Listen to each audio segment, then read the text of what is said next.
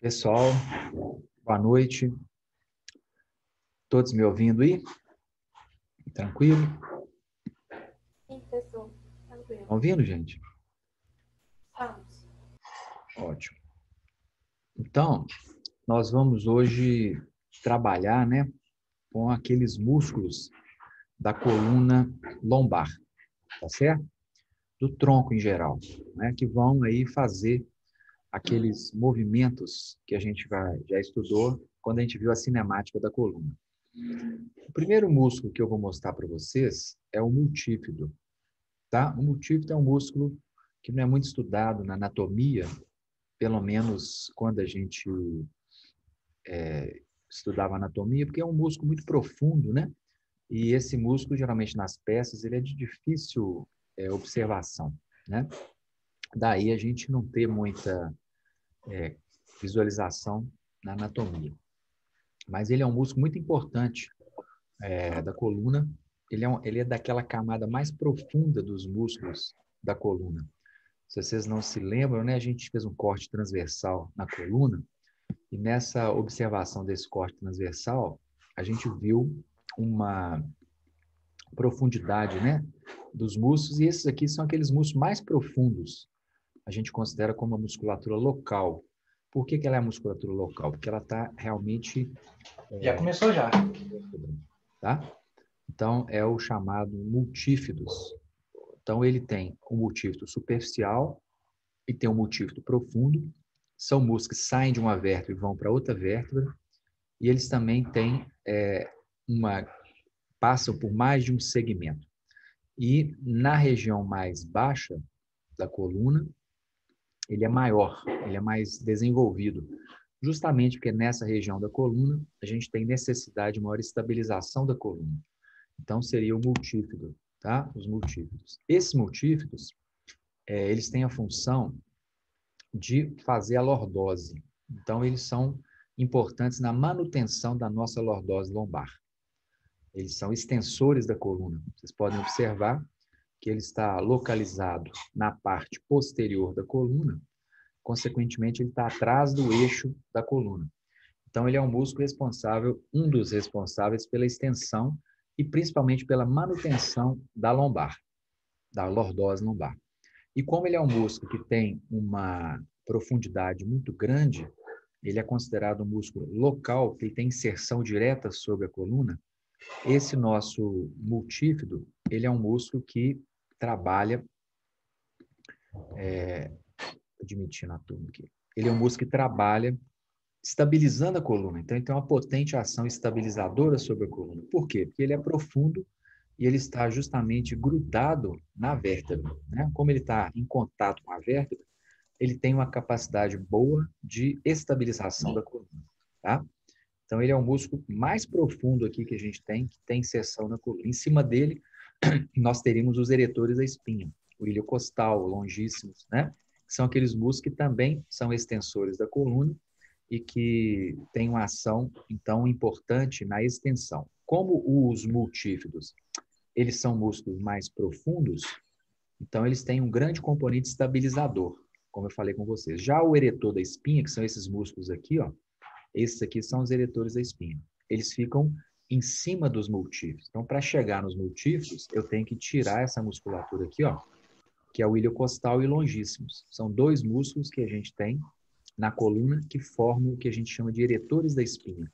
Então, aqui estão os eretores da espinha com a sua função, que é a função de estender a coluna, né?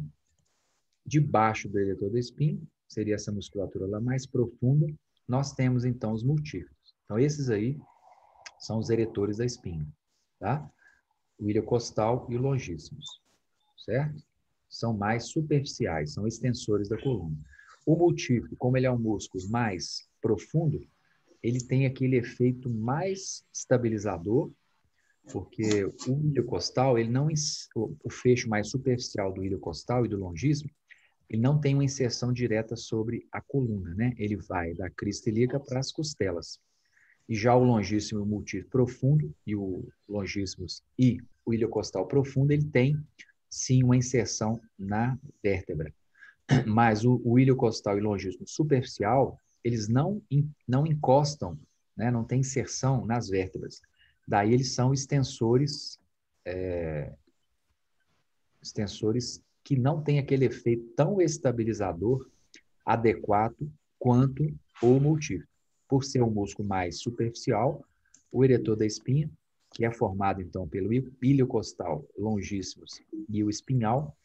Nós, gente, está todo mundo entrando atrasado hoje.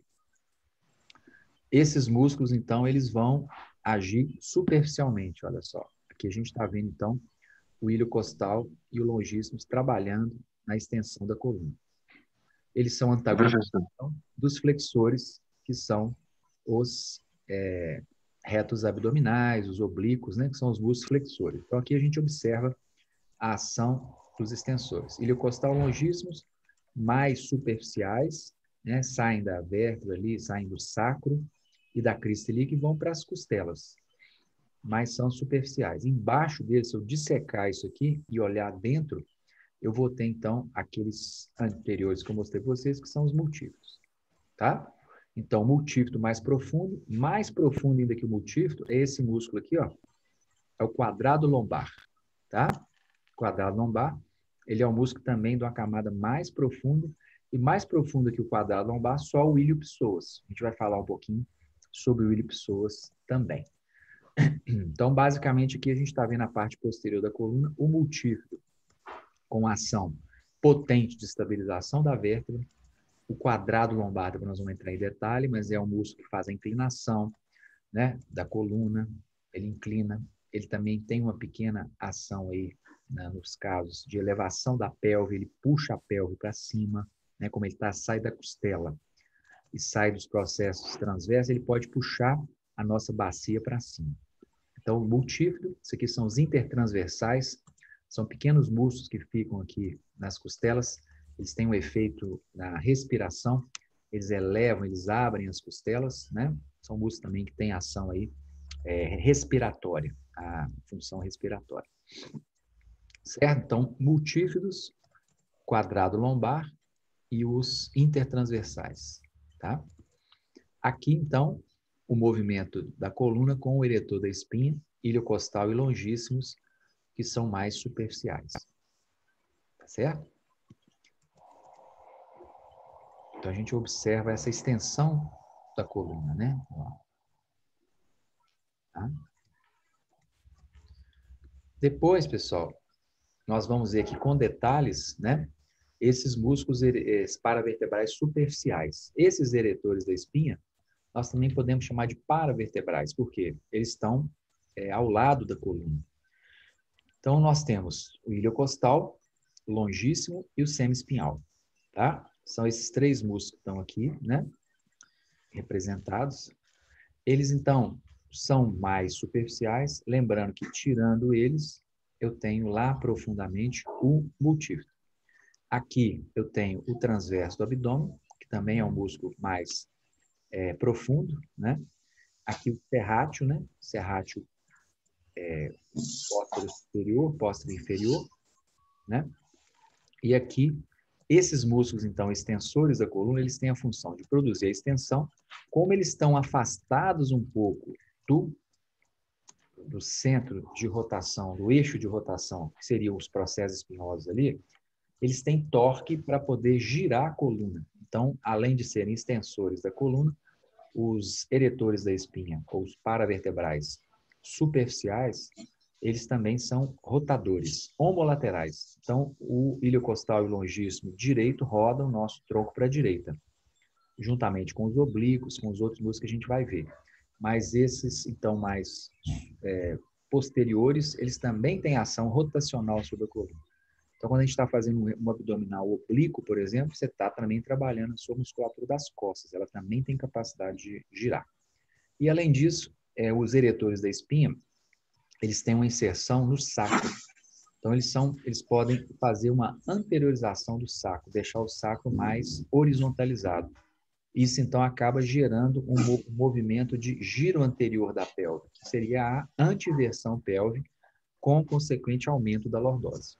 Tá? Então, eles aumentam a lordose, eles estendem a coluna, e eles também podem atuar na bacia, podem atuar também no sacro, a horizontalização do sacro, que vai gerar, então, uma antiversão pélvica com o giro do ilíaco para frente. Certo? Então, essas são as principais funções aí dos músculos eretores da espinha. Tá?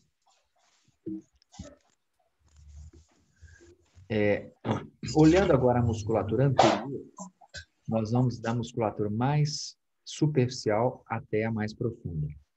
Inicialmente, o músculo, quando você disseca a pele, nós vamos ter esse músculo aqui, ó, que é o oblíquo externo.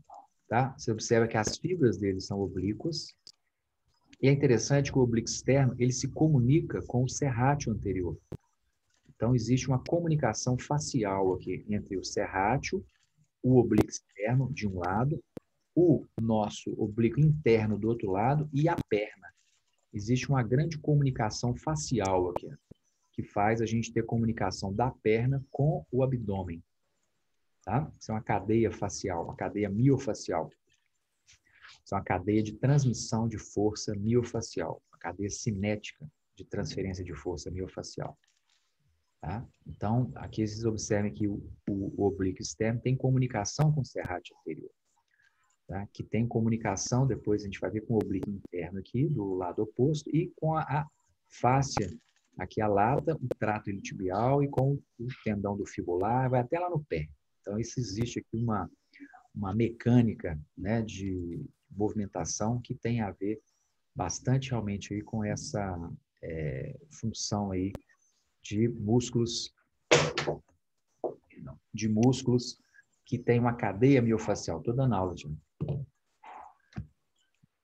Tá? Então, esse oblíquo externo,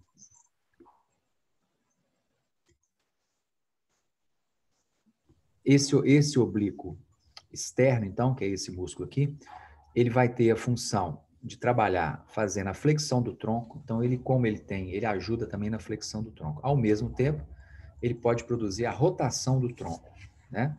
A rotação para o lado contrário da sua ativação. Então, se eu, por exemplo, contraio o oblíquo externo direito, eu rodo o meu tronco para a esquerda, tá? Ele também trabalha fazendo a flexão lateral. Então, quando a gente faz um abdominal oblíquo aqui, né, aquele abdominal com inclinação, rotação, eu estou trabalhando também o meu oblíquo interno. E ele também, como ele tem uma inserção aqui na crista ilíaca, ele pode elevar a pelve. Então, ele faz inclinação da pelve. Se você fixa a pelve, ele vai atuar no tronco, mas se você fixa o tronco, você pode puxar a sua pelve para cima. Então, ele faz a inclinação da pelve. Ele pode fazer a retroversão da pelve, ele gira a nossa bacia posteriormente, consequentemente, retificando a lordose lombar. Então, ele retifica a lordose lombar, ele flexiona a coluna, é um flexor da coluna. E ele também tem uma função de estabilização lombopélvica. Ele desacelera, né, os movimentos do membro inferior, do membro superior. Ele tem uma função de trabalhar desacelerando, né, tendo uma desaceleração dos movimentos rotacionais. Quando você arremessa uma bola, quando você bate uma bola do vôlei, faz um arremesso no handball, um arremesso de peso, alguma coisa, você vai estar usando essa musculatura também para girar, mas também para frear, tá? Então, é o oblíquo externo do abdômen. Tá? Profundamente, se eu disseco o oblíquo externo, eu vou ter o oblíquo interno. Tá? O oblíquo interno, ele tem as fibras dele têm um sentido mais ascendente. Então, ele sai da crista ilíaca e vai também para a fáscia, né? Essa fáscia abdominal, e para as costelas. Ele tem uma inserção muito aqui nas costelas inferiores aqui, ó. Então, ele tem a função de deprimir as costelas inferiores, de puxar as costelas inferiores para baixo. Então, ele faz a rotação do tronco, só que a rotação ela é uma rotação homolateral. Ele deprime o tórax, ele puxa a nossa costela para baixo, né? Como ele tem essa inserção bem aqui nesse pontinho, ele puxa a costela para baixo. Flexão lateral do tronco, como o oblíquo externo, né? Fazer a flexão lateral. As fibras posteriores têm a mesma orientação do grande dorsal, elas são inseridas também naquela fáscia tóraco-lombar, que é a inserção do grande dorsal, e ele tem uma potente estabilização rotacional. Ele também, junto com o oblíquo externo, ele pode nos ajudar a estabilizar rotacionalmente a nossa coluna. Tá? Então, nós temos aí essas várias funções aí do oblíquo interno. Como eu falei com vocês, existe uma comunicação facial aí entre o oblíquo interno, o oblíquo externo e o serrátil, tá? E a perna também. Oblíquo interno do abdômen. O reto abdominal, mais superficial, né, no mesmo patamar aí do oblíquo externo, ele é um músculo que participa da flexão da coluna, também participa da retroversão da pelve, ele gira a nossa pelve posteriormente. Os oblíquos, tanto o externo quanto o interno, ajudam na flexão, mas a ação primordial de flexão é do reto abdominal, tá? Então ele predomina sobre os oblíquos, porque justamente a fibra dele é reta, né? Ele não tem uma fibra oblíqua, a fibra dele é reta. E a sua dominância resulta em pouca estabilidade nos movimentos de rotação. Então, se você trabalha muito reto, quando você precisa de algum objetivo de estabilização rotacional, você pode vir a ter problemas de estabilidade rotacional, porque você vai ter muito reto e ele predomina em relação aos oblíquos. Então, os oblíquos são mais específicos para trabalhar a estabilidade rotacional. Se você desenvolve muito reto, você vai ter problemas com seu oblíquo na estabilização. Tá? O mais profundo de todos, gente, que teríamos que dissecar o oblíquo interno para chegar lá, então aqui a gente vê ó, o oblíquo externo dissecado, o oblíquo interno dissecado e o transverso aqui. Ó. Então, a diferença desses músculos é justamente o sentido da fibra. A fibra do oblíquo é, obviamente, oblíqua e a do transverso é reta. Vocês observarem aqui, ó, as fibras são transversais. Então, esse transverso, ele não é um músculo que tem uma função muito dinâmica. Ele não é trabalhado, mexe muita coisa, porque o sentido da fibra dele é transversal. Né? Ele é o músculo mais profundo que nós temos no abdômen, assim, dessa nossa parede abdominal, e ele fica em contato com as vísceras, ele está em contato com o intestino, tá? Então, aqui a gente pode ver, né, dissecou aqui a fáscia dele, pra vocês verem lá a parte intestinal, as alças do intestino. Né? Então, o que ele faz? Como as fibras dele são transversais, elas se contraem nesse sentido, né? Então, o que ele faz? Ele comprime. A função dele é retificar a parede abdominal. Ele comprime as vísceras abdominais. E ele é um músculo interessante porque ele sai da frente, mas ele faz como se fosse um corpete. E ele vai lá para trás, insere na coluna, justamente nos processos transversos. Então, apesar de ser um músculo da frente do abdômen, ele tem a função de trabalhar tracionando as vértebras. E à medida que ele traciona as vértebras, ele então estabiliza a coluna lombar. Ele produz a estabilização da coluna lombar, junto com o multífito. Então, eles são músculos profundos de estabilização. Transverso abdominal e multífitos. São músculos que vão ter uma função estabilizatória sobre a coluna, tá? Porque eles não não são assim músculos muito fortes, mas eles têm uma inserção muito grande na vértebra. Como eles se inserem na vértebra, eles têm um grande poder de estabilização.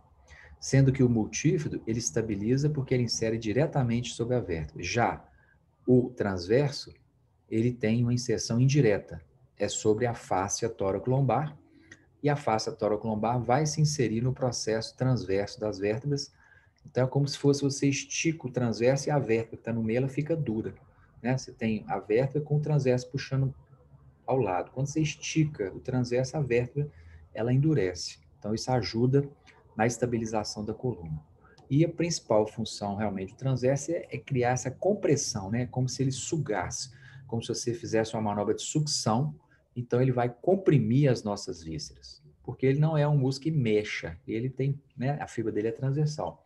Então, o que ele faz? Ele faz um aumento da pressão intraabdominal. É como se ele empurrasse as nossas vísceras para dentro. Agora, não adianta você ter muita gordura abdominal, você ter vísceras grandes, intestino muito longo, né? Principalmente gordura abdominal, que aí não vai dar, ele vai fazer a compressão, mas não vai dar conta de retificar a parede, porque tem muito volume dentro da parede abdominal, né? Então, seria o nosso transverso abdominal. Outro músculo, gente, que é muito importante aí, que tem essa anatomia muito bonita, né? A gente poderia dizer, é o ilho-psoas. né? O ilho-psoas, ele é composto por dois músculos, né? Um é o ilíaco, que é esse músculo aqui que sai aqui da asa do ilíaco e vai para a região da eminência iliopectínea e na região do trocânter menor do fêmur, tá? O psoas maior, que é esse, né? Esse que vocês estão vendo aqui, ó. Ele é um músculo muito interessante porque ele sai da coluna lombar. Então, ele pode ser considerado um músculo local, porque ele tem origem na coluna lombar. Só que, apesar de ser um músculo da coluna lombar, ele tem funções na coluna lombar, mas a principal função dele é no quadril, que ele é um grande flexor do quadril, né? Então, o que ele faz na coluna, o ilho-psoas, né? Ele pode gerar uma compressão, é como se essas fibras dele que se inserem nos processos transversos, elas apertassem as vértebras. Isso vai gerar, então, a estabilidade também da coluna, tá? Então, ele tem a função de aumentar a compressão, ele estabiliza a coluna, tá? Então, é a formação do ilíaco mais o psoas maior, ilho-psoas, tá certo? Então, aqui seria um músculo que é do quadril, mas que tem influência, porque a origem dele é na coluna lombar. Então, ele tem essa função aí específica, né? O ilho-psoas, como ele é um músculo do quadril e da coluna, ele faz também alguns movimentos na coluna. Ele, então, faz também a antiversão pélvica, porque ele pode puxar tanto o ilíaco, quanto ele pode puxar a lombar. Então, ele pode também aumentar a nossa lordose, como também ele pode criar uma antiversão pélvica, principalmente as fibras do ilíaco. Então, eles vão girar a pelve anteriormente e aumentar também a lordose. Ele também, gente, trabalha, ele é um flexor do quadril, juntamente com o reto femoral, sartório e tensor. Só que no final da flexão do quadril, quando você tem uma amplitude muito final mesmo, finalzinho da flexão do quadril, os músculos biarticulares, que são reto femoral, sartório e tensor, já se encurtam.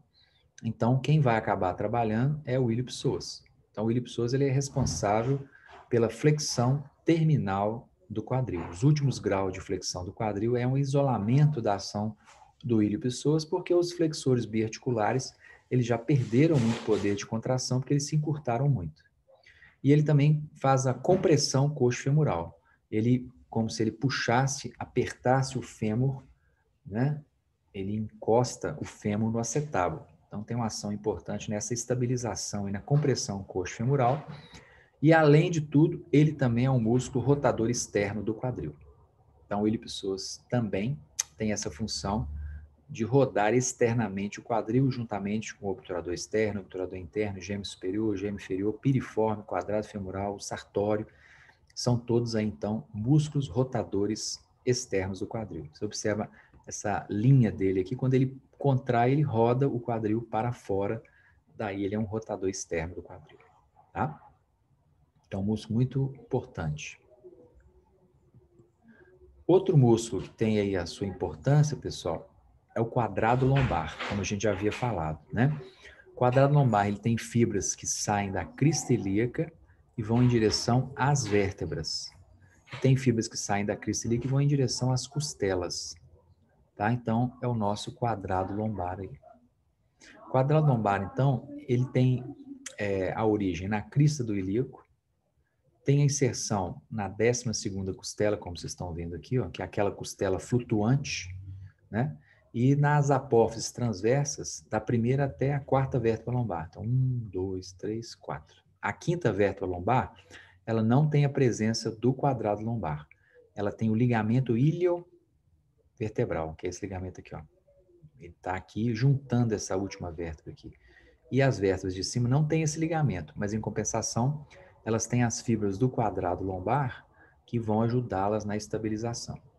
Então, é um músculo que trabalha, né, fazendo a extensão da coluna lombar, juntamente com o iliocostal, longíssimos e o multífido, né?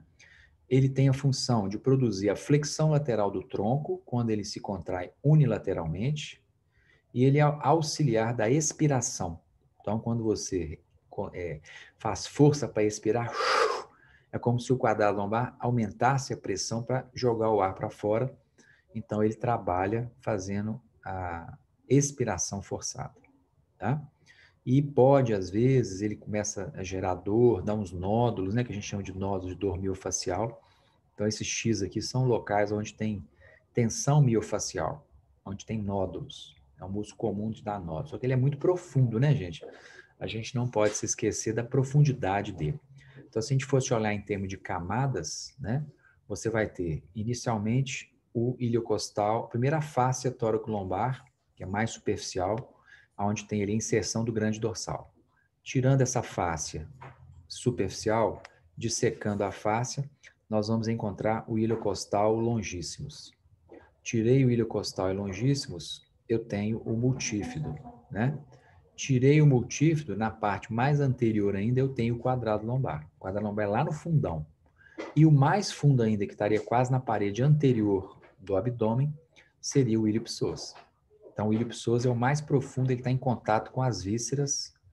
Depois eu tenho o quadrado lombar. Depois do quadrado lombar, eu vou ter os multífidos na parte mais anterior. E na frente dos multífidos, o iliocostal lombar e o longíssimos. Então, esses seriam os músculos responsáveis pela nossa movimentação, pela nossa estabilidade lombopélvica, né? É muito importante essa musculatura, gente, porque nós precisamos de ter estabilidade para a coluna. A gente viu que a coluna ela é fonte frequente de problemas de dor, de mobilidade excessiva, né? Tem pessoas que têm fraqueza dessa musculatura que permitem uma mobilidade aumentada da coluna, e isso pode, com o passar do tempo, produzir estresse nas estruturas de estabilização da coluna, do disco intervertebral, dos ligamentos, ligamento longitudinal anterior, ligamento longitudinal posterior, ligamento interespinhoso, ligamento supraespinhoso. São ligamentos que ficam ali para estabilizar a coluna. A nossa coluna lombar, ela é estabilizada através de músculos que nós chamamos de componente ativo. E, além do componente ativo, nós temos os componentes passivos, que são esses que eu falei com vocês: disco intervertebral, cápsula, né? As próprias articulações intervertebrais, são estruturas que produzem estabilidade para a coluna. Quando você tem a musculatura profunda boa, quando você tem o equilíbrio desses músculos profundos e superficiais, você então economiza o seu sistema de estabilização. Você então poupa a estrutura passiva, os ligamentos, o disco, as facetas, que são as coisas normalmente que se desgastam muito, que vão ter degeneração, vão ter lesão discal, né? Então, ter uma boa musculatura com um bom equilíbrio de rigidez é importante para que haja uma economia do sistema passivo. Uma coisa que é importante que a gente hoje vê é que também a falta de força, a falta de rigidez, ela é danosa. Mas uma coisa que é importante é que o excesso de rigidez também é danoso para a nossa coluna. Então, essa coisa de core, de ficar excessivamente trabalhando a musculatura abdominal, querendo sempre manter aquela ativação constante dos músculos abdominais, isso é ruim para a coluna. A gente não deve incentivar as pessoas a fazer isso, porque isso aumenta as forças de compressão sobre as vértebras, isso afeta a nutrição dos discos, diminui a capacidade de nutrição dos discos intervertebrais. Isso pode trazer prejuízo para a nossa coluna em vez de trazer benefício. Então, não é interessante ter rigidez excessiva da coluna, nem falta de rigidez. O interessante é o intermediário. Então, orientar muitas vezes as pessoas a ficar o tempo inteiro com a barriga murcha, com a tensão na musculatura, muitas vezes é fonte de dor. Muitas vezes a pessoa acaba tendo que fazer exercícios não de fortalecimento, e sim de relaxamento da musculatura do abdômen e das costas, porque muitas vezes a causa de dores para essas pessoas não são excesso de frouxidão, e sim excesso de rigidez articular, tá? Então, muito cuidado com o excesso de exercício de core, o excesso de treinamento abdominal, ele não traz benefício, ele interrompe o fluxo de líquidos no disco, e o disco a gente sabe que é uma estrutura pouco vascularizada, e que precisa de ter movimento do fluido ali do disco intervertebral para que ele tenha boa nutrição. À medida que você enrijece excessivamente a coluna, você atrapalha nessa difusão de líquidos e isso pode acelerar os processos de degeneração do disco e também das facetas articulares, tá? Então, muito cuidado com excesso de treinamento de core, né? Excesso de treinamento abdominal, tá? O músculo, gente, que é muito importante e que é o músculo que está localizado no quadril, a gente até estudou ele, é o tensor da fáscia lata, né? O tensor da fáscia lata, ele é um músculo que se origina aqui, ó, na crista ilíaca, na parte anterior da crista ilíaca, que ele é ventre muscular mesmo, e daqui ele vai descendo e vai se inserir no trato iliotibial, e esse trato iliotibial ele vai até lá embaixo no joelho para se inserir na parte medial da tíbia. Então, ele é um músculo que tem ação indireta sobre a coluna. Por que é uma ação indireta?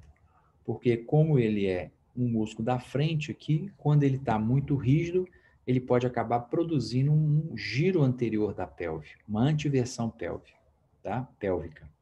Então, ele é um músculo que faz antiversão pélvica, certo? Então, ele pode indiretamente aumentar a nossa lordose lombar.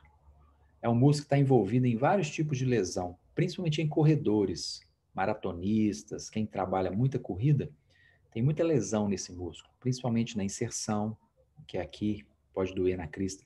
Essa banda iliotibial, quando ela se enrijece, quando ela encurta excessivamente, ela pode começar a raspar no fêmur e dar uma dor aqui em cima, ou pode raspar lá embaixo do joelho e dar dor aqui na parte inferior do joelho da pessoa. A gente chama de síndrome do trato iliotibial, né? É muito comum a pessoa sente dor na lateral do joelho ou sente dor no fêmur, na parte superior aqui na região do trocânter maior do fêmur, ou mesmo na inserção aqui do tensor da face lata. Eu estou atendendo uma menina que é maratonista, ela teve a ruptura desse músculo aqui, ó, nessa região aqui, ó, do trato iliotibial. Além de ser o músculo que atua sobre a coluna, o tensor da face lata, ele faz a rotação homolateral, a rotação para o mesmo lado da sua contração. Então, quando a gente roda o quadril para a direita, o tensor direito está contraindo. Quando ele se contrai bilateralmente, ele faz a antiversão pélvica, ele faz flexão do quadril, né, gerando a antiversão pélvica, ou mesmo a subida ali do fêmur, porque ele é um músculo anterior, ele está localizado na parte anterior aqui, ó, tá? E ele faz rotação interna do quadril, potente rotador interno, tensor da face lata, e ele faz rotação externa da tíbia, porque ele insere na tíbia, na face lateral, juntamente com o bíceps, né? O bíceps, ele insere na cabeça da fíbula. Então, tensor da face lata e bíceps são rotadores externos da tíbia. Sartório, graço, semitendinoso são rotadores internos da tíbia. Existe uma ação também do glúteo máximo sobre esse trato iliotibial, atuando, então, no equilíbrio. É importante que a gente tenha equilíbrio entre os glúteos e o tensor da face lata. Geralmente, quando a pessoa tem o glúteo mais fraco, mais hipodesenvolvido, o tensor da face lata, ele vai predominar. E isso leva a uma tendência, muitas vezes, de rotação interna do quadril. O fêmur gira internamente porque o tensor domina, né, a ação do glúteo. O glúteo ele é extensor e rotador externo. E o tensor da face lata é flexor e rotador interno. Então a pessoa vai tender a ter uma corrida, uma marcha, por exemplo, com muita rotação interna. E isso prejudica o alinhamento da patela. Lembra da articulação fêmur-patelar? Quando você roda o seu fêmur internamente, você tira o equilíbrio da patela, né? Você vai produzir, então, uma série de consequências aí danosas para a marcha, gerando uma série de lesões em decorrência desse excesso aí de rigidez, que muitas vezes está associado a pouco desenvolvimento do glúteo, excesso de ativação do nosso tensor da face lata, tá? Aqui também o sartório, né, gente? Ele é um músculo que a gente já tinha até visto. Ele tem um efeito também sobre a coluna, do mesmo jeito que o nosso reto femoral, sartório, o tensor, ele gira a bacia para frente. Então, ele faz a antiversão pélvica. Como também, lá atrás, os nossos eretores da espinha também giram a bacia anteriormente. Com isso, há um aumento da lordose, tá? Então, o sartório, ele faz a antiversão, a flexão do quadril, a rotação externa do quadril, a abdução do quadril, a flexão do joelho e a rotação interna da tíbia. É como se ele fosse um antagonista ao sartório, ao tensor da fascia lata. O tensor da fascia lata, ele é um músculo flexor rotador interno, né, do quadril. O sartório, ele é flexor, mas ele é rotador o quê? Externo do quadril. Então é importante que haja esse equilíbrio entre esses dois músculos, né? O sartório fazendo rotação externa e o tensor fazendo rotação interna. Sartório e glúteo fazendo rotação externa e o tensor e os adutores tendendo a rotação interna. Então tem esse equilíbrio aí. É muito comum a gente ver pessoas com desequilíbrios nessa musculatura, tendendo a correr com muita rotação interna. E a adução, que é o mecanismo de ativação dos adutores e do tensor, em detrimento do sartório e do glúteo. Tá? E como ele é um músculo que faz parte da pata de ganso, vocês vão se lembrar da pata de ganso, né, que é essa parte aqui, ó, né? É aqui que é a pata de ganso, ó. É o sartório, o grácil e o semitendinoso, que são músculos que se originam na região do adutor, né, do grácil, o sartório e o semitendinoso na parte posterior. Esses três músculos se inserem na parte medial, então eles fazem a rotação interna da tíbia, giram a tíbia internamente, em oposição também ao tensor e ao bíceps, que fazem a rotação externa da tíbia. Tá certo, gente? Então, o sartório também é um músculo bastante importante no nosso quadril, na nossa mobilidade. E fechando aqui os grupos dos músculos que têm, são músculos do quadril, mas que têm influência sobre a nossa coluna, nós temos o reto femoral. O reto femoral, ele sai da espinha ilíaca anterior inferior, vem descendo e vai se inserir aqui embaixo no tendão quadricipital e formar o tendão patelar. Então, o reto femoral, como o próprio nome indica, ele é reto, né? Ele não tem aquela ação de mobilidade rotacional, como o sartório e o tensor.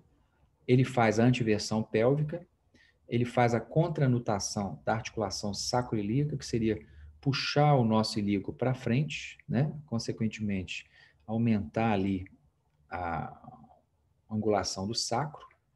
Ele trabalha fazendo a flexão do quadril e extensão do joelho.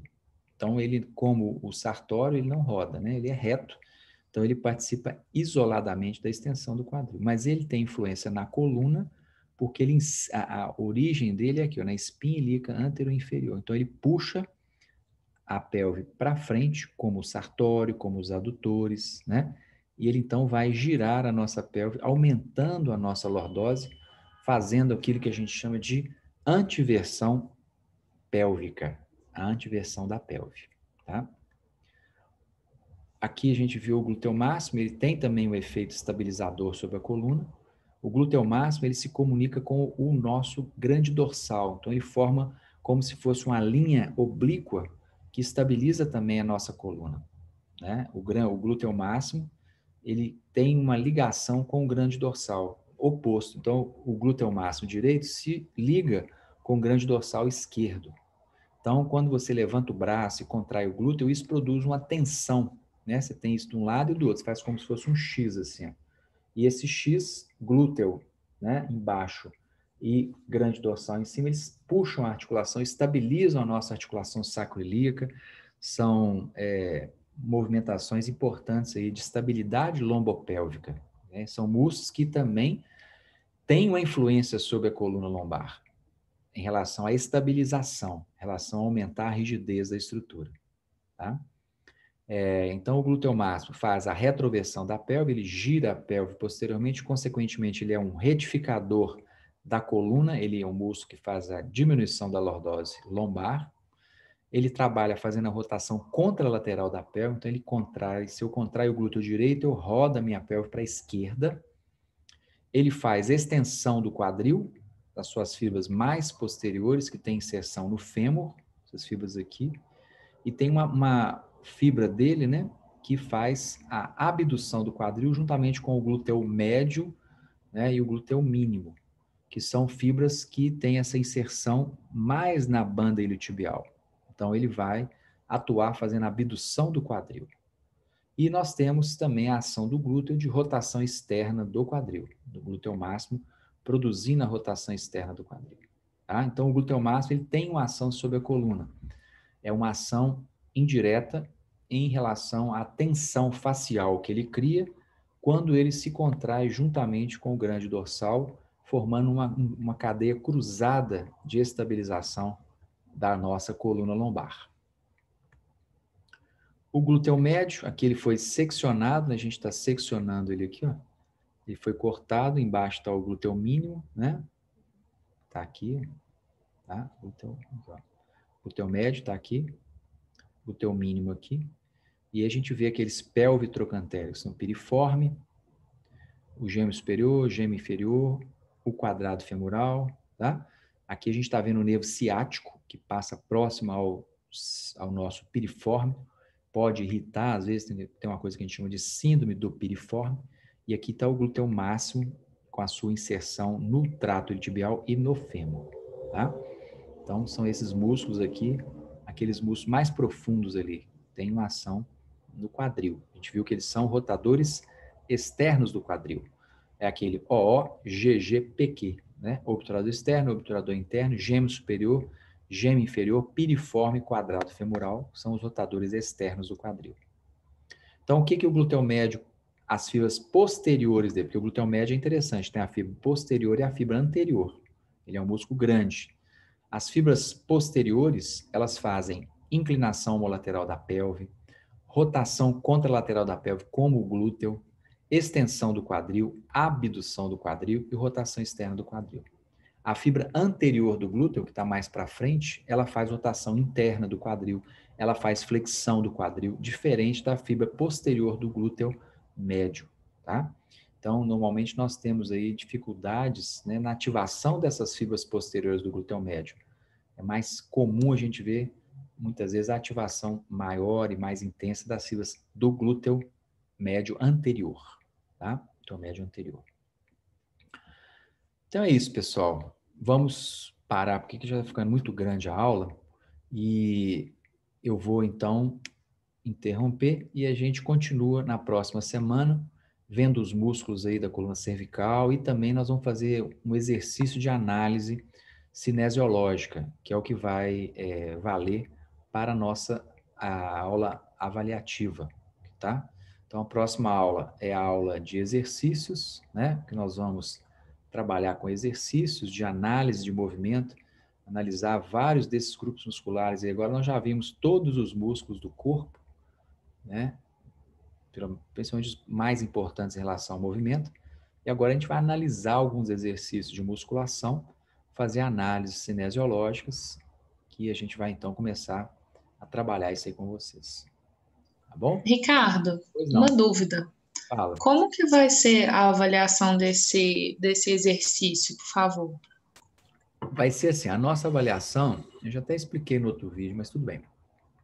Nós vamos ter várias formas de avaliar. Aqueles trabalhos que eu pedi para vocês, que estão 5, né, trabalhos que eu já pedi para vocês fazerem, que são aqueles dos músculos, né, de cada parte, vai valer ponto. Nós vamos ter o trabalho de análise cinesiológica, vocês vão fazer uma descrição cinesiológica de um gesto esportivo, por exemplo, do vôlei, do chute no futebol, da cortada no vôlei. Vocês vão falar para mim todos os movimentos que estão envolvidos nesses exercícios, tá? E com os músculos responsáveis. E nós vamos fazer uma avaliação. Essa avaliação eu vou passar na aula que vem, eu vou passar para vocês todos os movimentos que a gente vai analisar.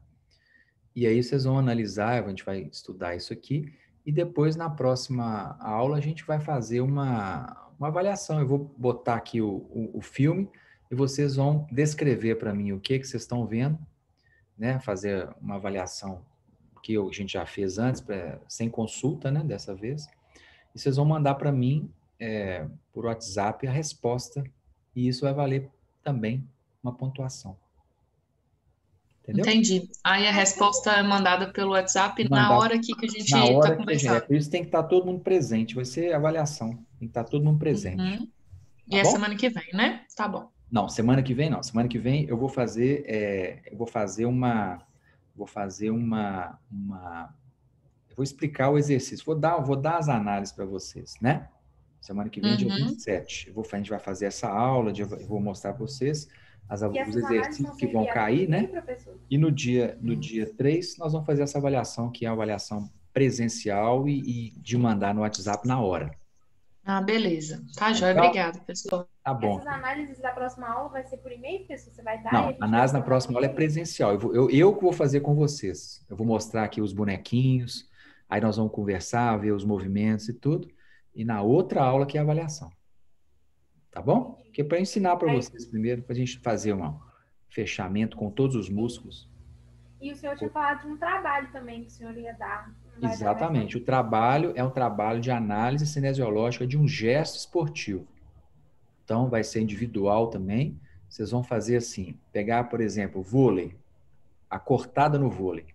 Então, você vai lá fazer a cortada, botar em fases, né? Fase de preparação, salto e execução. E vocês vão colocar todos os movimentos e todos os músculos em cada uma daquelas fases. Se você quer E fazer, aí, por te mando exemplo, por na e-mail também. capoeira, quer fazer um chute no futebol, quais são os movimentos? Quando eu estendo o quadril, flexiono o joelho, depois eu faço a aceleração. Então, vocês vão dividir o movimento em fases e vão botar para mim quais músculos que vão estar trabalhando em cada uma daquelas fases. E aí, a gente escolhe o movimento, o esporte e te manda por e-mail também. Exatamente, pelo e-mail. Até o dia 3 vocês podem me mandar. Beleza, Beleza? beleza. Obrigada. Joia. Mais alguma dúvida, gente? Então, ótimo. Vou deixar essa aula disponibilizada no nosso canal. Combinado? Um abraço. Tchau.